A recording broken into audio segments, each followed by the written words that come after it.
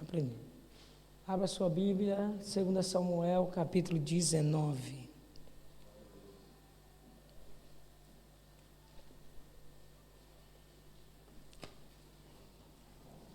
Nós temos muita coisa para expressar. Estamos estudando algumas coisas que aconteceram na vida de Davi, servo do Senhor, homem segundo o coração de Deus, para nós aprendermos aqui. 3 semanas atrás nós estudamos sobre a questão do Salmo 51 que ele escreveu, não é? Pedindo para Deus, Deus, não tira de mim a tua presença, nem retire de mim o teu espírito, antes me sustenta com o espírito voluntário, né? Torna-me dar a alegria da salvação. E semana passada a gente trabalhou a questão da Arca da Aliança. Os irmãos lembram disso ou não? Lembram, irmãos? Os irmãos lembram ou não? Lembram, né? Então, da questão de não fazer as coisas do nosso jeito, mas sim da vontade de Deus, da forma de Deus. E uma coisa que eu não falei para os irmãos, que eu acordei com isso hoje, então os irmãos me suportem um pouquinho, enquanto outros manuseiam ainda, sobre a questão de Simei, né? Eu disse que ele voltou para o caminho de Simei, e ele só olhou, mas aconteceu algo muito mais importante na vida de Davi de Simei, que a gente vai relatar aqui também, mas eu quero só fazer a leitura oficial para que você possa sentar. Verso 31, vamos ler. Também Barzilai, o Geadita, desceu a Rogelim e passou com o rei o Jordão, para acompanhar a outra banda do Jordão. Era Barzilai muito velho, repete comigo, muito velho, da idade de 80 anos, e ele tinha sustentado o rei quando tinha sua morada em Manaim, porque era um homem muito rico, em algumas traduções diz muito grande. E disse o rei a Barzilai, passai tu comigo e sustentar-te-ei comigo em Jerusalém. Porém, Barzilai disse ao rei, quantos são os dias dos anos da minha vida, para que eu suba com o rei a Jerusalém? Da idade de 80 anos sou eu hoje. Poderia eu discernir entre o bom e o mal? Poderia o teu servo ter gosto no comer e beber? Poderia eu mais ouvir a voz dos cantores e cantoras? E por que será o teu servo ainda pesado ao rei, meu senhor? Pode se assentar, meus irmãos. O Senhor peleja por mim, o Espírito. Antes de eu entrar na pregação que nós vamos ter hoje, sobre o que nos faz envelhecer na fé, antes de eu entrar nisso, deixa eu só explanar um pouquinho sobre o que aconteceu na volta de Davi. Você sabe que Davi ele foi para Manaim quando teve a rebelião com o filho dele, né? Absalão se revoltou por um erro do pai, porque Davi, ao invés de aconselhar o pai, mandou ele ser cuidado pelo sogro, que não gostava dele. Então, já vou dizer aqui um puxãozinho de orelha para nós, os pais. Responsabilidade de pai é nossa, nós é que somos responsáveis pelos nossos filhos. Às vezes a gente quer transmitir a responsabilidade para outra pessoa e isso acaba mal. Porque Davi colocou o filho dele na casa do inimigo dele. O sogro falou assim, seu pai não presta, seu pai é isso, seu pai é aquilo, fez a cabeça de Absalão. Absalão sobe para Jerusalém, divide o reino, provoca uma rebelião, e aí Davi tem que sair, né, humilhado, de cabeça baixa, indo até Manaim, onde ele foi se encontrar com Barzilai, e no caminho, você sabe muito bem que havia um homem chamado Simei, e Simei amaldiçoava ele, né? Davi também foi enganado por um homem chamado Ziba, e foi ajudado por esse homem chamado Barzilai. Então, o que nós aprendemos? Que na minha vida e na sua vida sempre terá alguém que te engane, sempre terá alguém que te amaldiçoa, mas sempre terá alguém que vai te estender a mão e te ajudar. Glória a Deus por isso, né, irmãos? Sempre terá alguém que vai querer nos enganar. Sempre terá alguém, mas não se preocupa não, porque em 1 Timóteo diz que o homem mau vai de mal a pior, enganando e sendo enganado. Pode me enganar aqui, Mas amanhã ele é enganado, depois ele vive naquela vida louca, naquela roda viva de engano.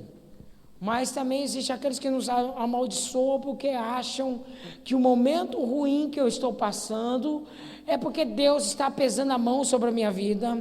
Há pessoas que acham porque o crente está passando por luta, passando por prova, ele acha que é porque ele está sendo amaldiçoado por isso. Então, por ele achar, por ele ver essa situação, ele começa a te amaldiçoar, dizendo que tudo que você está passando é porque você está colhendo. Nem tudo que acontece na minha vida e na sua, irmãos, é obra de semeadura.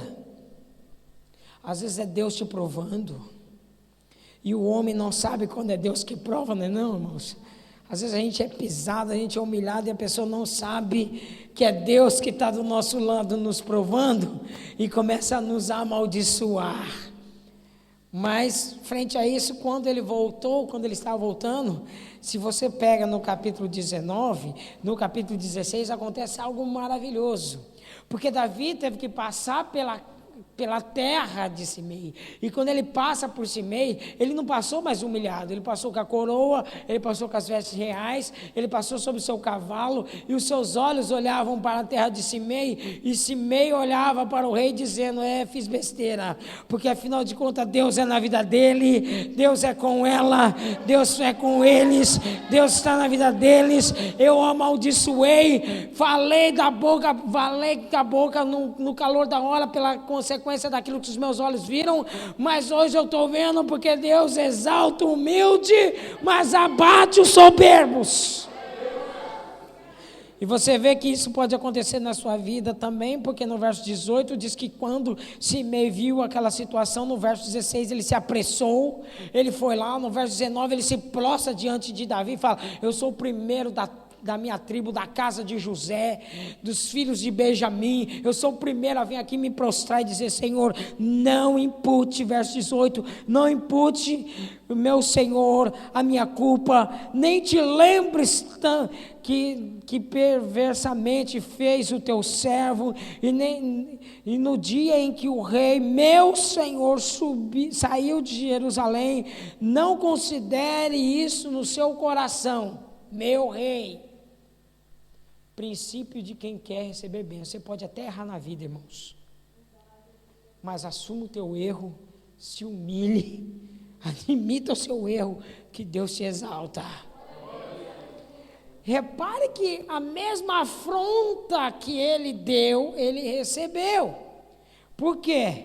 Um homem chamado Abissai sacou da espada e disse, não morrerias, pois, Simei, por ter havido amaldiçoado o ungido de Deus? Tudo que você planta, você colhe. Ele plantou maldição na vida de Davi, falando que Davi tinha que morrer, que ele não prestava, e quando ele vai se humilhar na presença do rei, um outro vem, arranca a espada e diz, você tem que morrer.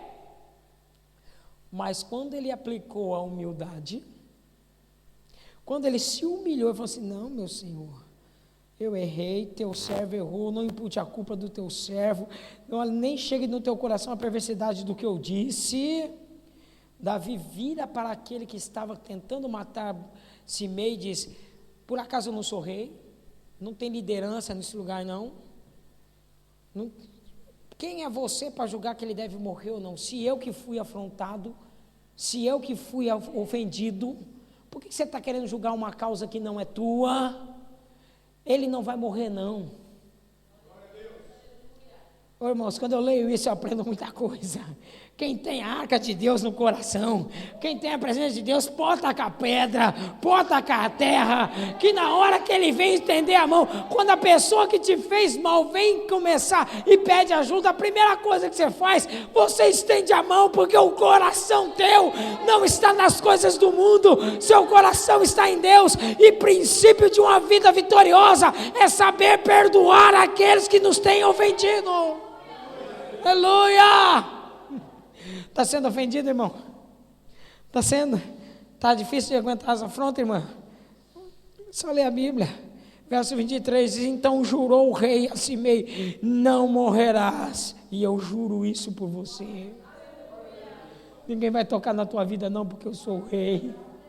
Você pode ter errado com Deus, você pode ter errado muitas vezes com Deus, você tem passado momentos errados, mas quando você se arrepende, Ele é Rei dos Reis, Senhor dos Senhores, e toda vez que eu venho, Senhor, eu me arrependo, eu errei, eu pequei, me ajuda. Ele fala: não vai morrer, antes você vai viver, porque eu sou o caminho, eu sou a verdade, e eu sou a vida, e quem crê em mim vai viver uma vida de abundância. Amém, meus irmãos? Então agora vamos pregar sobre o que nos faz envelhecer na fé. O que nos faz envelhecer na fé? Primeira coisa, a falta de perspectiva nos faz perder a confiança, a esperança e a fé. Barzilai diz: quantos anos ainda me resta de vida? Quem sou eu? Já sou muito velho. Nós vivemos no mundo da engenharia, né? Hoje em dia todo mundo estão trabalhando o corpo para se viver mais. Então a busca desesperadora para melhorar o corpo, melhorar a estética, melhorar isso, melhorar aquilo. Então vive nessa busca porque querem viver mais. Mas o envelhecimento é algo natural, irmãos. Entenda isso. Desde o dia em que você nasceu, você começou a envelhecer. Não adianta. Por mais que você tente, por mais que você faça, você não vai conseguir parar algo natural, algo que foi dado por Deus. Você terá que passar por esse período. Então existem pessoas que envelhecem e outras que se amadurecem. Vou repetir de novo. Existem pessoas que envelhecem e outras que amadurecem. Os que se envelhecem, quando chegam principalmente numa idade entre 36 ou até os 50, até assim, vão passar pela crise de identidade. O que é a crise de identidade? É um homem maduro, uma mulher madura querendo voltar e retroceder à adolescência. Aí não tem responsabilidade em casa, aí quer se vestir que nem uma menininha de 16 anos, fica mais apaixonada por chocolates e passeios, perde toda a noção de responsabilidade. O homem começa a se vestir e a se sentir como um garotão. Não quer mais cuidar do filho, não quer mais cuidar da esposa, quer apenas buscar a si mesmo, porque quando a gente é adolescente, o mundo é nosso. E ele gira ao nosso favor. Isso é crise de identidade. Todo aquele que envelhece, age dessa forma. E aí ele vai envelhecendo. E quando ele chega a uma idade, por aí dos 80 anos, ele já é um bebezão. Tem que usar fralda, porque ele não amadureceu, ele não cresceu, ele retrocedeu, ele apenas envelheceu, mas o seu espírito de vez progredir, ele retrocedeu. Mas quem, ao invés de envelhecer, ele cresce, é diferente, ele amadurece, ele amadurece na ciência, ele amadurece no cuidado. A velhice para ele não fere, pelo contrário, o faz mais sábio. Mas quando você começa a entender que você pode envelhecer essa carne, mas se o seu espírito se renovar cada dia, meu irmão, se você não perder as suas perspectivas de vida, você estará sempre jovem. Quando você acredita na vida, quando você acredita que você pode, quando você começa a ter perspectiva, não, meus anos estão passando, mas eu estou criando aqui, eu estou construindo aqui, eu estou edificando ali, eu estou guardando aquilo que eu já construí, eu estou amadurecendo a fé. Ao invés de você envelhecer e achar que a vida perdeu o sabor ou perdeu a graça, você vai olhar para a vida e vai dizer: eu combati um bom combate, eu vivi uma vida que Deus me deu com intensidade e vivi na arte de crescer. Amém, irmãos? Então, quando você perde a perspectiva, você perde a confiança. Você não confia mais. Você acha que porque chegou aos 50 anos, você não tem mais chance de vencer na vida. Não confia mais. Não confia nem nas pessoas, nem em si mesmo, e muito menos em Deus. Perde-se a esperança. O que é a esperança? A esperança é você acreditar que um dia você vai chegar lá, ou vai chegar aquele momento em que as coisas irão acontecer. Por isso que Romanos 8 não está aí, verso 24 diz: aquele que espera vendo, esse não espera, porque a esperança que se vê não é esperança. Então a esperança, ela é basicamente uma fé passiva, onde você crê que as coisas irão acontecer na sua vida. A fé ativa é diferente, você provoca o espiritual, você provoca o momento, você muda o curso da história, num ato você grita, você berra, e aquilo que era para acontecer não acontece, porque você mudou a situação. Mas a esperança, ela te faz ir até onde você deseja. Vocês estão entendendo ou não? Mas quando você perde as perspectivas, você vai perder o seu estilo de vida, que é a fé. Olha para a pessoa que está lá e diz assim: se você não tem fé, nem crente você é. Porque o crente vive da fé. Entendeu ou não? Então, se você já entendeu, vamos lá. Uma coisa para nós trabalharmos: não se põe um espírito novo em velhas atitudes de vida. Mateus 9, abre lá comigo, Mateus 9, verso 16, verso 17, vai dizer para você, e eu quero que você marque, por quê? Vai dizer nesse texto que não se põe um remendo novo em vestes velhas, como também não se põe vinho novo em odres velhos, porque vai se romper os odres, vai se perder o vinho, porque quando você tem um vinho novo, você tem que pôr em odres novos. O vinho, nessa situação, Jesus está falando do Espírito Santo. Você não pode colocar um Espírito novo de Deus em velhas tradições humanas, em velhos pensamentos mundanos. Você não coloca o Espírito novo de Deus em velhas atitudes de vida. Não tem como. Se você quer viver uma novidade de vida, você tem que ser novo, porque vinho novo se põe em odres novos, espírito novo se põe em novo convertido. Tem que ser novo nascimento, não pode ser a velha pessoa. Porque se você diz para mim: eu me converti, mas continua fazendo as mesmas coisas antes de você se converter, você não se converteu. Porque conversão significa nascer de novo, e quem nasce de novo é uma nova criatura. As coisas velhas se passaram, eis que tudo se faz novo. Quando eu olho para as minhas fotos antigas, eu digo que eu era isso. Não, eu não era isso, eu nem conheço essa pessoa, porque a palavra que sai da boca das pessoas ao meu respeito e ao seu é a mesma. Tem que ser assim: quem te viu e quem te vê. Você era um caído, você era um drogado, você era isso, você era aquilo, mas hoje você é lavado, remido pelo sangue de Cristo. Você brilha, você é uma nova pessoa. Não se põe um espírito novo em velhas atitudes de vida.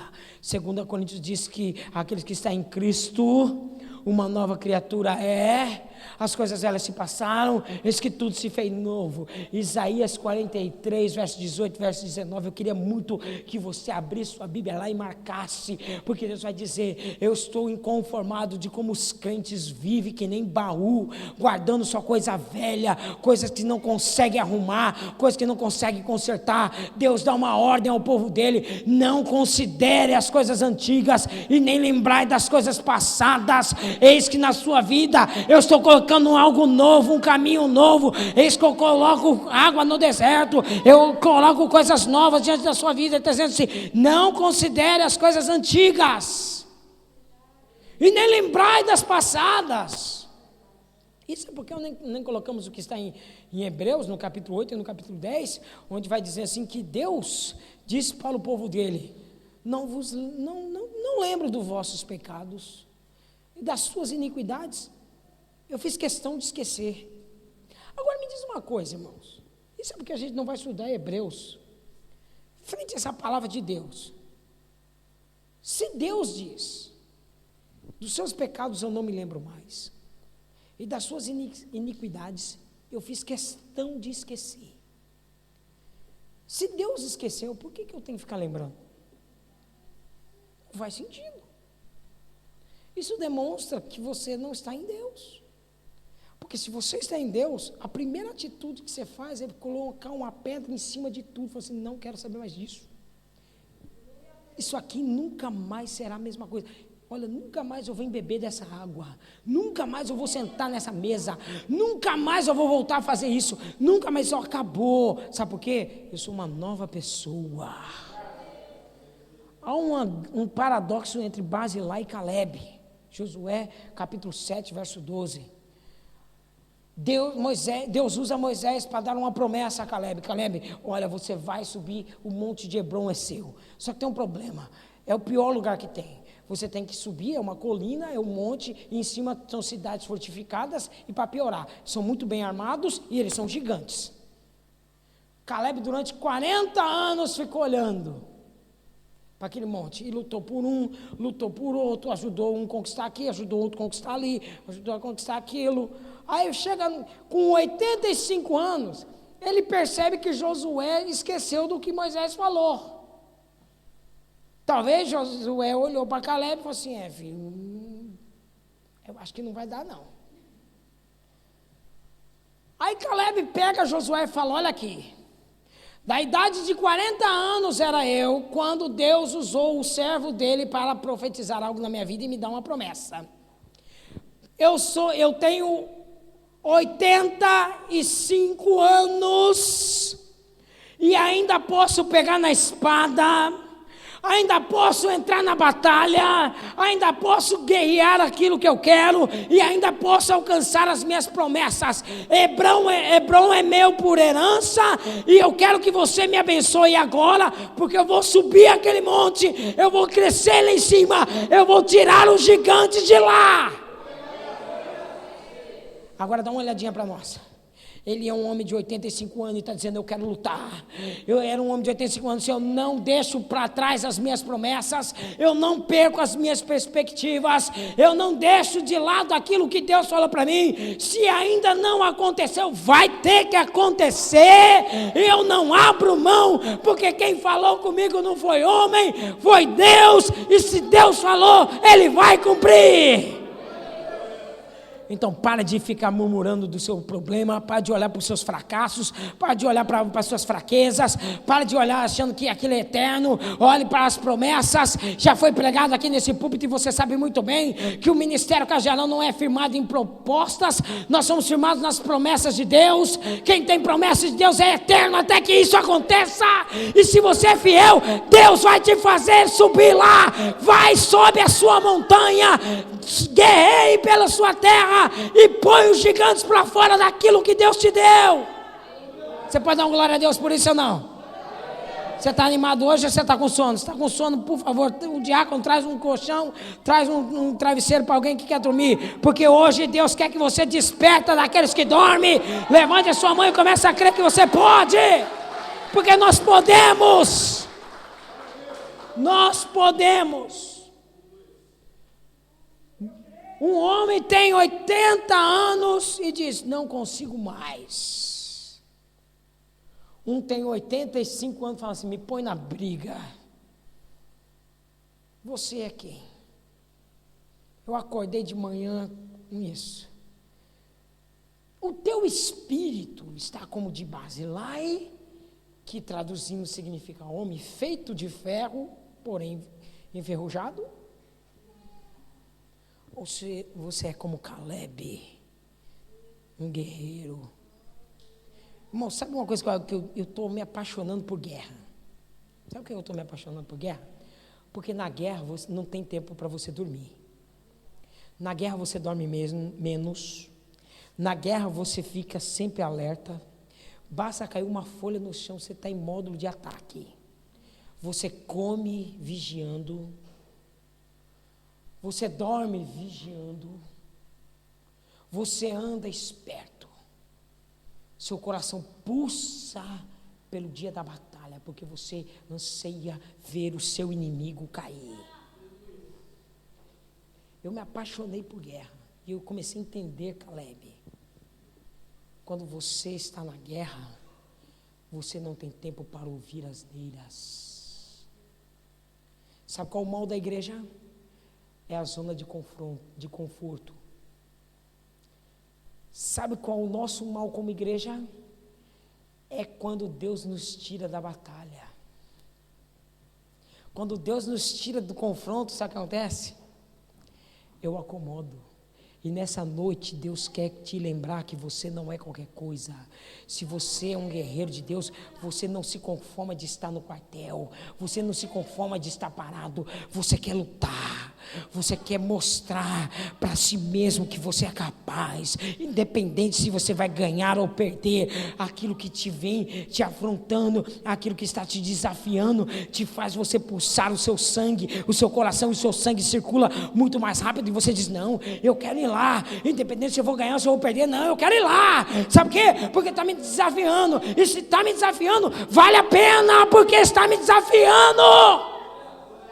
Amém, irmãos?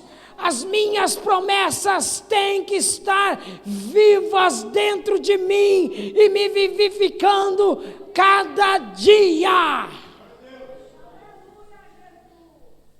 Enquanto você tem algo dentro de ti que te faz viver, você vive. Enquanto você tem algo dentro de você que te faz sonhar, você vive. Porque sonhar é viver. Quem deixa de sonhar, deixa de viver. Estava estudando com os irmãos ontem, e nós estamos falando sobre filosofia.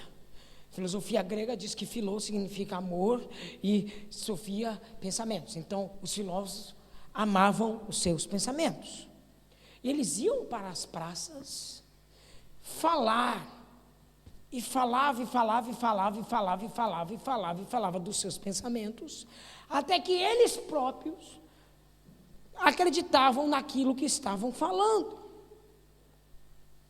Você sabe que dentro da igreja introduziram isso? Você não é um grego. A Bíblia não é regida pelo sistema grego, pela filosofia grega. O grego diz que você tem que falar, até que você mesmo acredita e você começa a viver como tal. A Bíblia diz ao contrário. Primeiro você crê naquilo que você é, aí você fala. Porque o Salmo diz, e também Paulo escreve em Coríntios, no capítulo 4, ele vai dizer o seguinte: eu criei, por isso falei. Eu não falei para depois crer. Eu creio, por isso eu falo. Então, se eu creio, eu sou aquilo que eu creio. Porque eu não posso dar um passo a mais ou além da minha crença. A minha crença me prende aqui. Por isso que a gente voltou a estudar a historinha do leão e do elefante, que é bem interessante, porque o leão tem uma crença em si mesmo, porque ele não é o animal mais forte, ele não é o animal mais alto, ele não é o animal mais inteligente, ele não é nem o animal mais rápido, mas ele tem uma crença em si mesmo. E ele olha para si mesmo e fala: eu sou o rei. Engraçado é que o elefante é 50 vezes maior do que ele, 300 vezes mais pesado, 200 vezes mais forte. Olha para ele e fala: ele vai me cozer, ele vai me assar, ele vai me comer, eu sou o alimento dele. É uma coisa que a gente precisa entender. Por isso que Deus, o próprio chama de o leão da tribo de Judá. Porque Deus é líder, e a liderança faz parte da natureza de Deus, da essência de Deus. Então, quando ele criou o homem para liderar. Aí vem um ser de outro canto, um ser estranho, não sei de onde apareceu aquela desgraça. Chega para o homem, Deus faz o homem à imagem e semelhança dele, ele vem e toca ele nas desgraças que ele é. Aí Deus chega para o homem e fala assim: onde é que você está, meu filho? Eu estou escondido. Por que você se escondeu? É que eu tive medo. Eu falei: mas quem é que te deu medo? Aonde está escrito na Bíblia que Deus deu um espírito de medo? Então, toda vez que eu sinto medo, é porque eu sou como um computador com vírus, porque o meu disco rígido foi contaminado com algo que não é original. E aí ele me toca com inveja, ele me toca com ciúmes, ele me toca com medo, ele me toca com fraqueza, e eu começo a acreditar nisso e não acredito no software original. Estão entendendo ou não? Toda vez que você sente medo, toda vez que nós determinamos que nós estamos com medo, ou não queremos fazer, ou com preguiça, ou aquela coisa, sabe o que acontece? Eu estou dizendo que eu estou desconectando de Deus, estou me conectando ao diabo. Porque ele é medroso, ele é covarde, ele é fraco, ele é limitado, ele é tudo isso de ruim, porque o nosso Deus é forte, o nosso Deus é tremendo, o nosso Deus é amor, o nosso Deus ele é poderoso em todas as suas ações, e o Espírito dele habita dentro de mim, habita dentro de você, e se você é casa e habitação do Espírito Santo de Deus, tem que se cumprir 2 Timóteo, capítulo 1, verso 7, na minha vida e na sua, que Deus não me deu um espírito de covardia, antes me deu um espírito de ousadia. Aqueles que são ousados, levante a mão e dê uma rajada de glória a Deus, colocando o diabo para correr nesse lugar. Por isso que quando eu tenho promessas dentro de mim, o salmo estava passando. Por isso quando Davi começou a perceber que a vida dele começou a ficar mal, quando ele percebeu que ele não estava se vivificando, quando ele percebeu que ele estava morrendo, ele começou a escrever o Salmo 119. Põe aí no verso 25, vivifica-me, ó Senhor, segundo a tua palavra. Verso 88, Senhor, vou dizer uma coisa para você, minha alma está caída, a minha alma está abatida, mas vivifica-me, Senhor. Verso 149, ele diz: não, Senhor, eu posso estar mal, mas é o seguinte, o Senhor é quem me vivifica. Isaías 57, verso 15 diz que ele habita no alto trono, sublime trono, ele está no meio dos céus, com querubins, com serafins, com anjos, com arcanjo, adorando ele, mas ele também habita dentro de um coração contrito e um espírito abatido, para vivificar esse espírito e esse coração. Efésios capítulo 2, verso 1 diz que o Espírito Santo nos vivificou, estamos nós ainda mortos em ofensas de pecados. O mesmo verso está relatado também no verso 5. O que ele está dizendo? Você está morto em ofensa, você está morto em pecado, você está caído nisso, você está caído aqui, mas não tem problema não. Se você crê que o Espírito Santo está vivo em você, basta levantar a mão, basta abrir a boca e dizer: vivifica, meu Senhor, vivifica a tua obra no meu coração, segundo diz o profeta Abacuque no capítulo 3, vivifica, Senhor, a tua obra no meio dos anos da minha vida, e me faz chegar até lá. Oh glória! Tem promessa de Deus aí, irmão? Não? Estou animado hoje, estou bravo, estou nervoso. Minha vontade é de pegar o diabo pelo chifre, pelo rabo, pela pata. Não sei nem se ele tem esses atributos, mas se tivesse, eu lançava ele para o mais profundo abismo nessa manhã e pegava tudo aquilo que ele colocou na sua vida e jogava dentro de um mais profundo abismo, porque eu não acredito numa igreja fraca. A igreja de Cristo é forte e ela vence triunfante. E a igreja é você, é você, é você, é você. Alamandas. Segunda coisa que nos faz envelhecer. A primeira é perder a perspectiva da vida. Segundo, perda de discernimento. Volte para o texto original.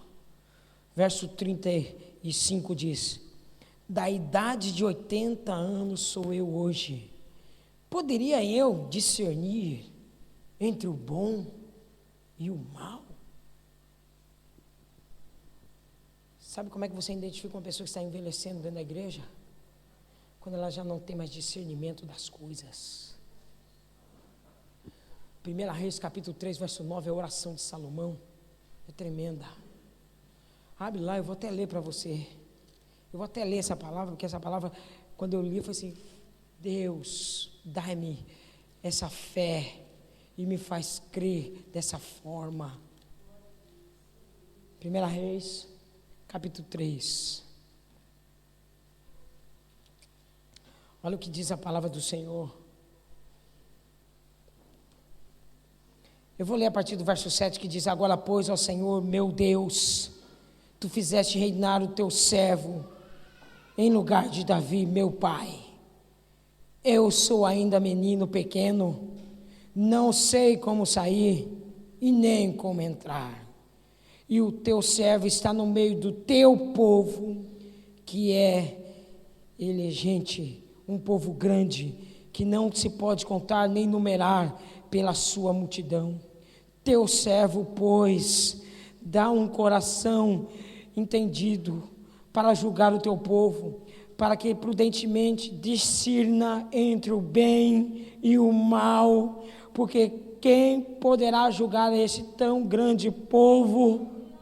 E então essa palavra pareceu boa aos olhos do Senhor, que Salomão pediu essas coisas. Então o Senhor Deus disse a esse menino, disse: portanto não me pedisse coisas, e não me pedisse para ti riquezas, nem me pedisse a vida dos teus inimigos, mas me pediu apenas sabedoria para ouvir e julgar a causa em juízo. Eis que fiz segundo as tuas palavras, eis que te dei um coração tão sábio e entendido, que antes de ti não teve igual, e depois de você não haverá.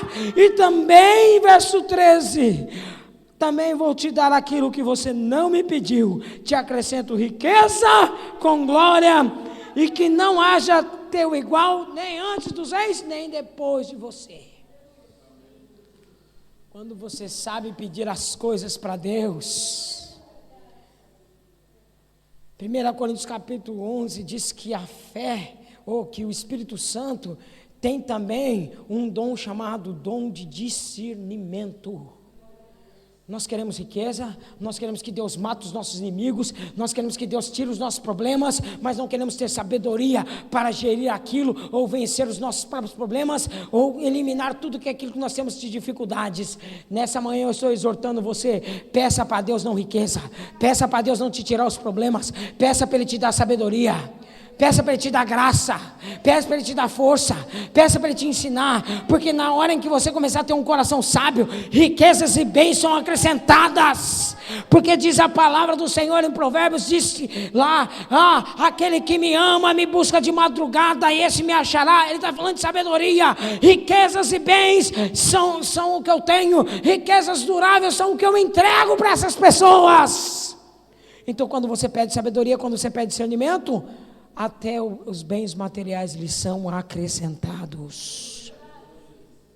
Ezequiel 44, verso 23 diz que Deus exortou os sacerdotes a discernir o que é puro e o que é impuro, o que é santo e o que é profano. Conta uma história em que os garis de Nova York, eu já contei essa história, vou contar de novo. Eles fizeram uma greve. Nessa greve, eles pegaram e deixaram o lixo se acumular por toda a cidade. Então virou um caos. Aí alguém teve uma ideia brilhante. Qual a ideia brilhante que essa pessoa teve? Ela pegou caixa de papelão, embrulhos de presentes e começou a colocar o lixo dentro das caixas de papelão e embrulhou com papéis de presente e colocou à frente da sua casa. O que aconteceu é que uma pessoa sem discernimento passou pela casa daquela pessoa, viu os embrulhos de presente e levou para sua casa lixo. É isso que acontece, irmãos, quando nós não temos discernimento. Você pode estar levando lixo para a tua casa, achando que você está levando bênçãos de Deus. Quando você não tem discernimento, porque no mundo que nós vivemos hoje está difícil. Está difícil. Está difícil. Tem muita pregação que parece pregação, mas não é pregação. Tem muito louvor que parece louvor, mas não é louvor. Tem muito pregador que tem pinta de pregador, jeito de pregador, mas não tem compromisso com a palavra de Deus. E tem muita gente iludido com isso, ou com aquilo outro, levando aos montes para dentro da sua casa lixo, porque não sabe discernir o que é puro de impuro, não sabe discernir o que é santo de profano. Nessa manhã Deus está exortando o meu coração, e eu espero que esteja exortando o seu também, para que nós possamos entender a palavra do Senhor e discernir, e não deixar mais que o impuro tome o lugar do puro, e o profano tome o lugar do santo. Nessa manhã eu estou orando a Deus para que o espírito de discernimento desça na sua vida, e você possa estar cheio da graça do Senhor, que você possa estar vivificado pelo Espírito dele, e que você tenha discernimento das coisas. Amém, irmãos? Então o primeiro é eu não perder as expectativas da vida. Segundo, não posso perder o discernimento. Terceiro, antes do terceiro, tem alguns textos que a gente precisa estudar aqui. 1 Coríntios capítulo 2, versos 14 e 15, diz que não se discerne as coisas espirituais na carne. Ou seja, o homem carnal não consegue discernir as coisas espirituais. Não adianta. É carnal, ele vai entender 2 mais 2 é 4. Quem é espiritual sabe que 2 mais 2 é 100 para Deus. 5 pães, 2 peixinhos. 7. Um alimento para uma pessoa. Carnal. Para Deus. 5.000 homens, fora mulheres, fora crianças alimentados, e ainda 12 de sobra. 12 ocofas cheias. Só quem é espiritual entende isso, irmão. Coisas espirituais não se discernem com o intelecto. Você tem que discernir no espírito. Não adianta você querer dar uma despertão que não vai. Espiritual é no espírito.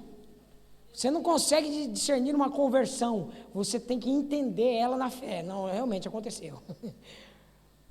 2 Coríntios 11, verso 3 é o que aconteceu que dessa história dos garis de Nova York, porque com astúcia, Paulo diz assim: eu tenho medo que Satanás, com a sua astúcia, possa te iludir e te afastar da simplicidade do Evangelho. Irmãos, eu leio a Bíblia de uma forma muito simples. Eu não sei, talvez seja esse meu defeito ou minha maior virtude. É que eu leio a Bíblia de uma forma tão simples, que nessa simplicidade a Bíblia me ensina. Eu abro a Bíblia e falo: não, está escrito que a Bíblia vai me ensinar. Que se eu buscar o conhecimento, a própria palavra vai me instruir. Eu vou ler. E aí eu leio e ela sobe. Salta aos meus olhos com uma facilidade, porque eu leio da mesma facilidade.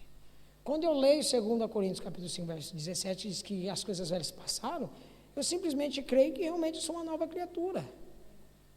Então, da forma como você olha, como você vê, vai definir como vai acontecer. Se você começar a dizer: não, isso aqui é muito difícil, isso aqui é muito complicado, complicado será. Mas se você ler na mesma simplicidade, porque o Evangelho é simples. Simples ou não? Eu acho que você não está com essa convicção toda, não.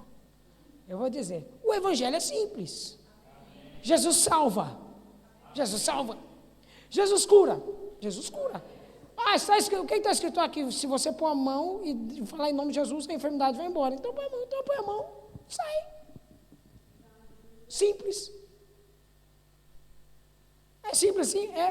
É simples a salvação? Não. Se você crê com a sua boca e no seu coração você crê que Jesus Cristo ressuscitou diante dos mortos, você já é salvo. Simples, simples.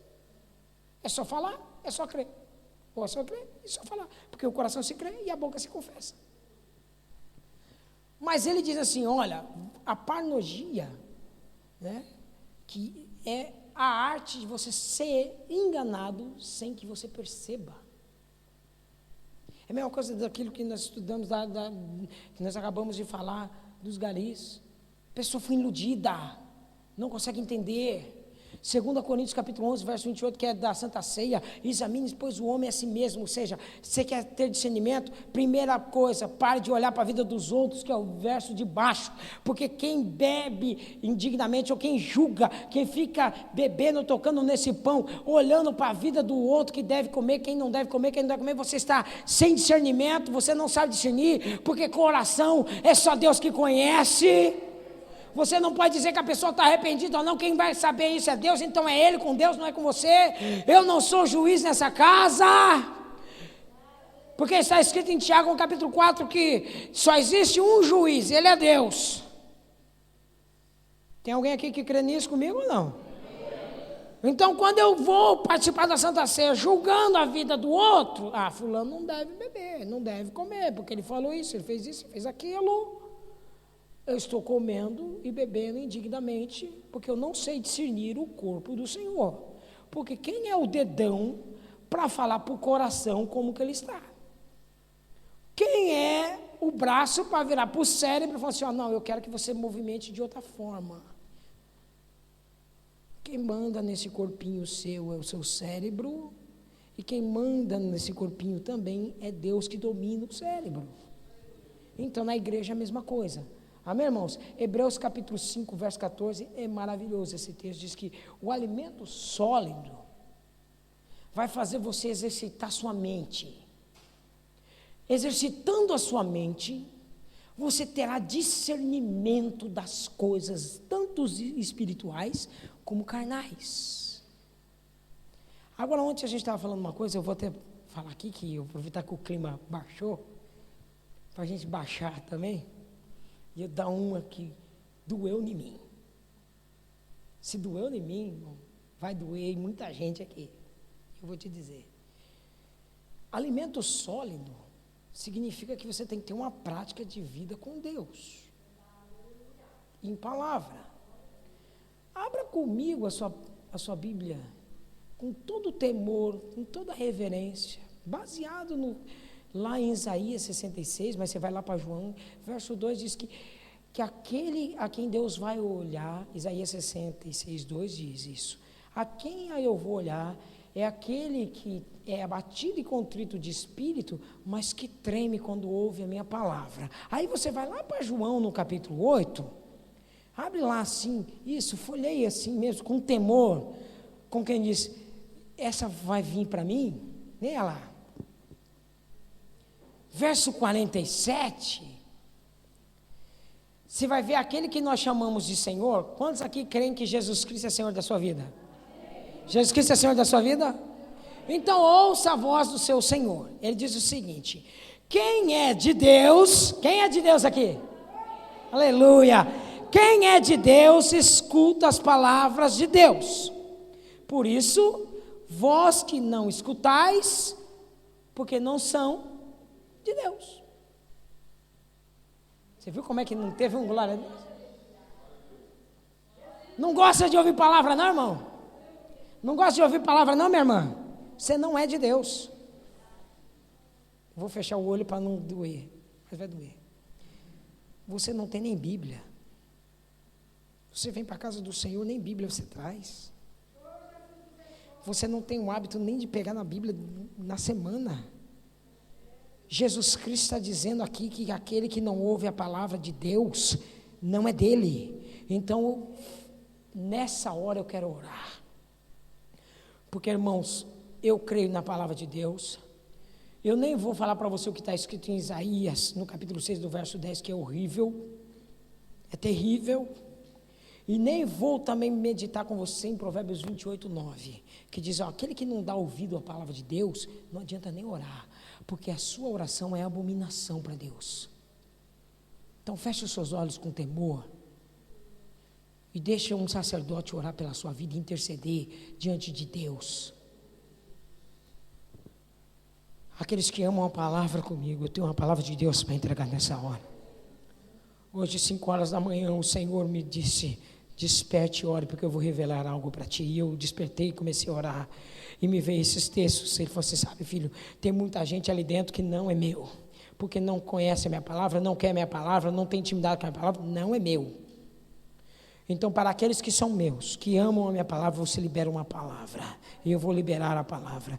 Você que ama a palavra de Deus, você que tem prazer em ouvir a palavra de Deus, o Senhor manda te dizer que as portas se abrem diante de ti, que essa palavra te fortalece, que essa palavra te engrandece, que essa palavra vai te fortalecer. Seus temores são arrancados a partir de agora. Essa palavra te vivifica.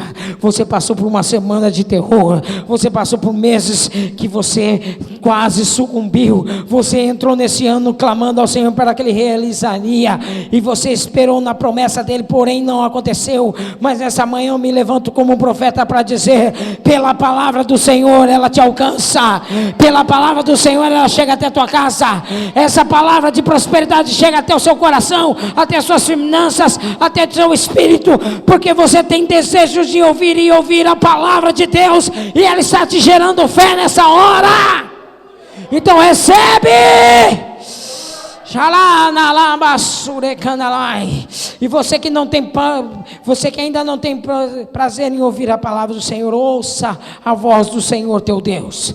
Você que ainda não tem prazer, você que ainda não quer ter intimidade, você que tem a Bíblia como opção e não como prioridade, você que não sabe ouvir a palavra de Deus, você que não quer aprender da palavra de Deus, ouça a palavra de Deus nessa manhã: converta-te ou morra, diz o Senhor. Converta-te. Essa é a palavra que Deus mandou entregar. Aquele que ouve as minhas palavras, esses são meus. Não quer ouvir minha palavra, não é meu. Não tem meio termo. Quem falou não foi o pastor Eduardo, não foi o ministério Cardiarão, não foi o pastor fulano Bertano, foi o pastor dos pastores, foi o pastor da igreja. Ele disse: quem ouve a minha palavra, ele é meu. Nessa manhã eu vou dizer uma coisa para você: para de ouvir conversas fiadas, para de ouvir testemunho de gente caída, para de ouvir coisas que não te edificam. Diminui até o louvor e aumente a pregação da palavra, porque essa palavra vai fazer a tua adoração ser perfeita diante de Deus. Porque na hora que você cantar, você vai cantar com quem tem autoridade. Eu estou pregando isso, irmão. Sabe por que eu estou pregando isso? Porque eu falei assim, não, eu creio que Deus vai levantar aqui um ministério de louvor aqui, irmãos, que na hora que você cantar, você vai ver coisas espirituais. Você não vai ver gente levantando apenas a mão, não. Você vai ver paralítico levantar, você vai ver cego ouvir, cego abrir os olhos, mudo ouvir, você vai ver mudo falar, cego, já até mudei tudo aqui, mas é isso aí. Você vai entender claramente todas essas coisas. Por quê? Porque o seu louvor é espiritual. Você não fala palavras vazias, você fala palavras de Deus. Você não fala palavras de conhecimento, de sabedoria humana, você fala da palavra da sabedoria eterna, que é Jesus Cristo. Quando você abre a boca, eles não falam: quem é que está falando? É uma menina, é um menino? Não, é Jesus Cristo falando. É a voz dele na boca dessa pessoa. Você vai se tornar uma voz profética. Você pode dar um glória a Deus para mim ou não? Dê glória a Deus. Dê glória a Deus aí, irmão. Aleluia. Para nós terminarmos, a terceira situação, terceira característica de uma pessoa que perdeu a expectativa, ou perdeu o discernimento, ele perde o paladar. É a ausência de paladar. Barzilai olhou para Davi e disse: teu servo não pode nem sentir mais o gosto da comida. Existem algumas palavras que estão aí no telão que vão definir muito bem essa situação. A digeusia é a alteração do paladar. Ele come, mas ele não sente o real sabor da coisa. Está entendendo ou não? Ele até come, mas ele não sente o real sabor da situação. Ele está aqui, está ouvindo, está sendo ministrado, mas ele não sente o real sabor da palavra. A hipogeusia é a diminuição do paladar. Ele até sente, mas ele sente diminuído, ele não consegue sentir na totalidade. Diminui o paladar dele. E a ageusia é a pior, porque é a ausência total do paladar. É quando as papilas gustativas, elas são tão danificadas que a pessoa não sente mais nenhum sabor da comida. Você já parou para pensar no horror que é isso? Ele até tem fome. Ele até tem necessidade do alimento. Porém, ele não tem sabor. Ele não tem gosto. Ele não tem prazer. Até come. Até se alimenta. Mas não tem prazer. É por isso, irmãos, que a gente tem que entender uma coisa. A conclusão dessa pregação é: Deus não quer que você somente faça. Deus quer que você sinta prazer naquilo que você faz. Você está fazendo. Nós estamos vendo, você está fazendo. Está intercedendo, está orando, está ministrando, está vindo, está saindo, está compartilhando, está indo junto, está se dispondo para o serviço, está perdendo cultos para estar cuidando lá embaixo, fazendo isso, fazendo aquilo. Você está fazendo. Vem para a limpeza, vem para isso, vem para aquilo, vem para a administração. Você está fazendo. O problema não é você fazer. O problema é você ter prazer em fazer. Coisa mais horrível, irmãos, é você fazer uma coisa por obrigação. Pior coisa que tem é você vir para um culto a Deus e não ter prazer em prestar um culto a Deus. Você está vindo por necessidade. Você está vindo porque Ele precisa abrir uma porta. Você está vindo porque Ele precisa fazer algo para você. Você está vindo porque você simplesmente está cumprindo um ritual, mas você não tem mais prazer em orar, não tem mais prazer em ler, não tem mais prazer na comunhão dos irmãos. Não é isso que Deus quer para nós. Eu não acredito num Deus que é alegria. Eu não acredito num Espírito que é alegre. Pode deixar aquele que é o templo dele em desprezo, em tristeza. O que Deus não quer, Ele quer que nós sentimos prazer, porque 1 Samuel 15:22 diz: eu, o Senhor, tenho prazer em que obedeça a minha palavra. O Salmo em primeiro diz: olha, antes o seu prazer está na lei do Senhor, e todo dia da sua vida Ele medita nela de dia e de noite. Romanos 7 diz que quando você começa a aprender da palavra do Senhor, você começa a meditar nela, você sente prazer em tudo que você faz, porque Deus, Ele é o prazer da casa, do templo dEle. Eu não quero que você termine sua vida como um historiador, um escritor argentino que deu, eu esqueci até o nome desse homem, que deu aula em Harvard. Lá, foi um grande professor, ganhou vários prêmios. Ele chega no final da vida dele e diz: eu cometi o pior de todos os pecados. Cheguei ao fim da minha vida e não tenho prazer nela. Você já imaginou você chegar no fim da sua vida e você não ter prazer nela? Deus não quer que você arraste sua fé cristã. Deus não quer que você, a sua vida cristã seja um peso. O Evangelho de Cristo não aprisiona. O Evangelho de Cristo liberta. Se você está se sentindo preso, você não conheceu o Evangelho de Jesus Cristo, porque esse Evangelho liberta. Esse Evangelho me traz paz em meia guerra. Esse Evangelho me faz viver em paz em meio às tribulações. Ele diz que eu preciso ter prazer. Quando eu vejo a história dos grandes historiadores da igreja, como diz Campbell Morgan, Zig Zitoff, como o próprio Moody, quando diz: Senhor, se o Senhor me desse se o Senhor me der almas, enquanto o Senhor me der alma, eu estou vivo. Senhor, olha, desde que o Senhor, eu troco a minha família, eu troco tudo que eu tenho, desde que o Senhor me dê almas. Senhor, olha, o Senhor pode tirar tudo que eu tenho, o Senhor pode tirar tudo que eu possuo, não importa o que eu estou passando, mas sim, enquanto o Senhor me der almas, enquanto eu estiver vivo na tua presença, Senhor, aí eu tenho vida. Eu leio a história desses homens e eu descubro que eles foram felizes naquilo que eles fizeram. E o que Deus quer de nós é que o que nós estamos construindo como ministério, Deus quer que eu e você sejamos felizes. Feliz.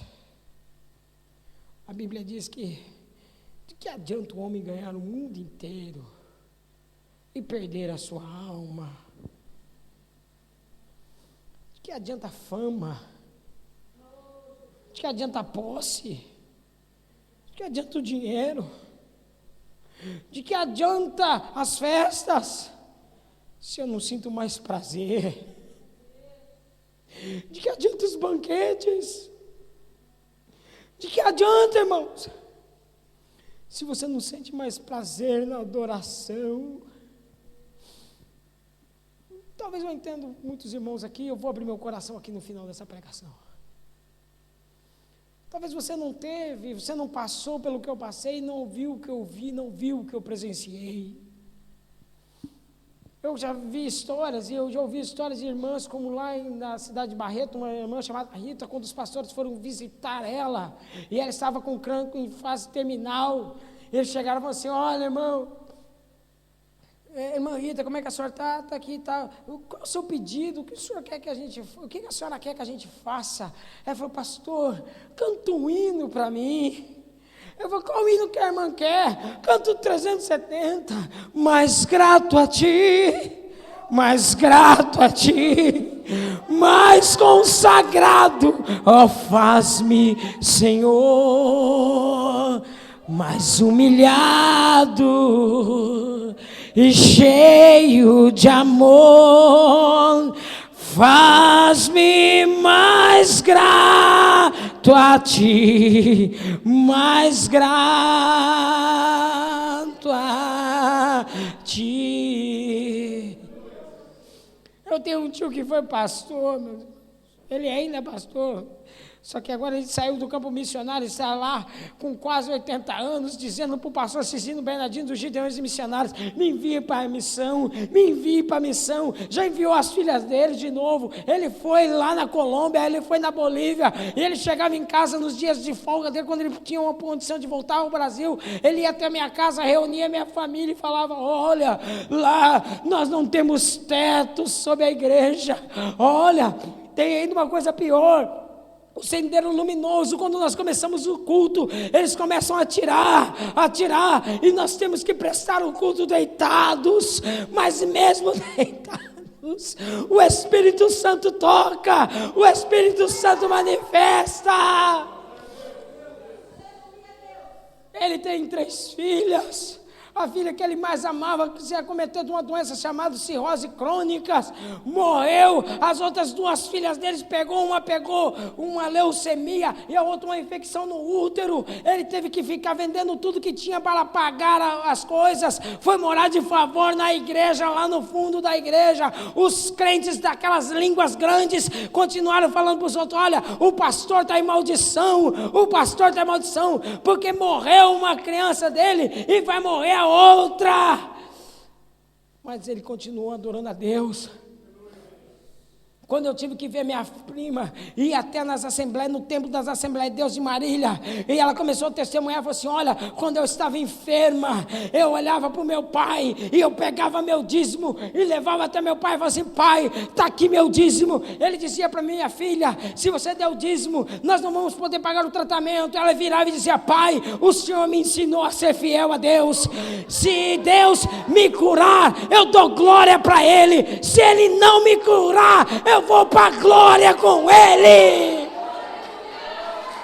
Ele passou por todas essas coisas.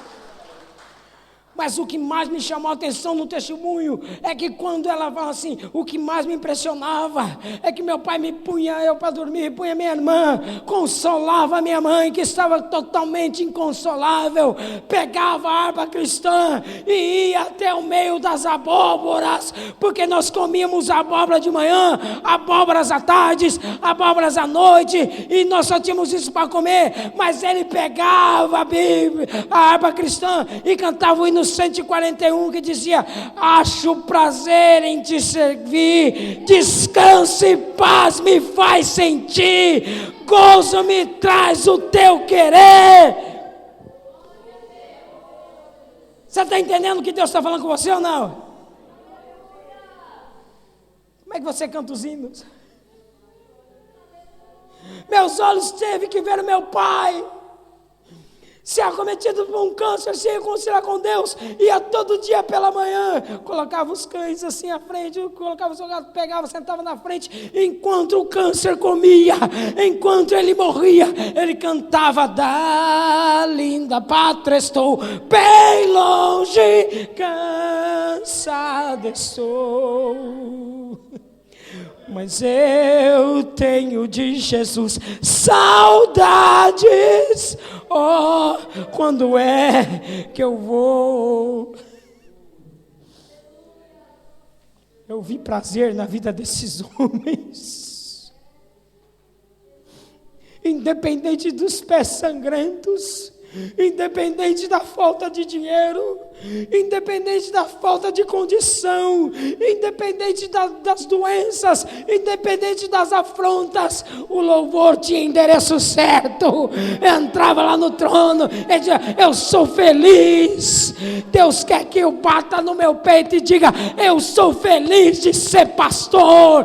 Deus quer que você bata no peito e diga: eu sou feliz de ser servo de Deus. Eu sou feliz de ser um levita, de ser um ministro. Eu sou feliz de servir na casa de Deus. Fique de pé comigo. Fique de pé comigo. Fique de pé e pense, tenha prazer no que você faz. Porque existe um Deus que está acima de todas as coisas e te conhece. O que é que te traz prazer? Oh, meu irmão, nós somos chamados para ser o povo mais feliz da terra, meu irmão. A Bíblia diz que nós somos aqueles que alegram a existência dos homens. Nós somos a alegria de Deus na terra, meu irmão, em nome de Jesus. Em nome de Jesus, chame esse Espírito para dentro de ti. Independente do que você saia dando glória a Deus, saia adorando ao Senhor, pelo testemunho da palavra introdutória, vai para o trabalho dizendo: Deus é contigo, meu irmão. Pode não ter dinheiro, o chefe pode estar pegando no teu pé, você pode estar sendo afrontado, mas você sabe que Deus é com você. Por um minuto levante a sua mão. Eu não vou orar por você, mas eu vou orar junto com você. Faz o seguinte: levante a mão da pessoa que está ao seu lado. Fala: não, eu vou te levantar. A minha mão vai simbolizar a mão de Deus agora. Isso, Deus te levanta. Seja uma voz profética nessa manhã agora, irmãos, vai. Xalamandala cassurebecandalabas. Na canalabababa siremandalabas. Deus quer que você seja feliz. Deus quer que você seja feliz. Recebe a felicidade que só vem do Espírito. Recebe a alegria do Espírito. Recebe a fé inabalável, incomparável. Recebe aí. Levanta o braço dessa pessoa e diz: eu te levanto em vitória. Você é vitoriosa, você é vitorioso. Seja levantado. Isso, enche esse lugar de adoração. Preste culto comigo nessa manhã. Ninguém tira de nós a alegria de servirmos a Deus. Não existe nada que possa fazer a gente parar. Não existe nada que vai nos fazer retroceder nessa caminhada. Isso, diga para Deus. Diga para Deus que você está bem certo de que nem morte, nem vida, nem anjo, nem principados, nem potestade, nem presente, nem porvir, nem altura, nem profundidade, nem qualquer outra criatura ou situação pode tirar de você a alegria de adorar a Deus. Xalamandala candalas. Mitalamba doçurebe cantaremas. Oh, aleluia! Isso, abraça essa pessoa. Abraça essa pessoa, vai lá. Vai lá, enquanto a gente se prepara, enquanto nós nos preparamos para a adoração da Santa Ceia, dê um abraço, vai, se abrace, se confraternize, diga, não, vou abraçar você. Olha, Deus vai te ligar. Vai, abrace essa pessoa, abrace outra pessoa agora, vai lá, ministra lá, irmãos. Seja ministro agora. Fala, irmão, aceita esse abraço, ó. Aceita esse abraço como uma bênção do Senhor. Procure outra pessoa, fala, diga lá, ó, aceita o meu abraço como uma bênção do Senhor na sua vida. Aceita essa oração como uma bênção. Aceita o meu abraço. Aceita o meu apertar de mão. Aceita minha palavra. Aceita como algo de adoração ao Senhor. Vai, procure outra pessoa aí, irmão. Procure, não seja egoísta, vou ficar só com não. Vai procurar, vai abençoar. Vai ser bênção. Seja bênção pelo menos uma vez.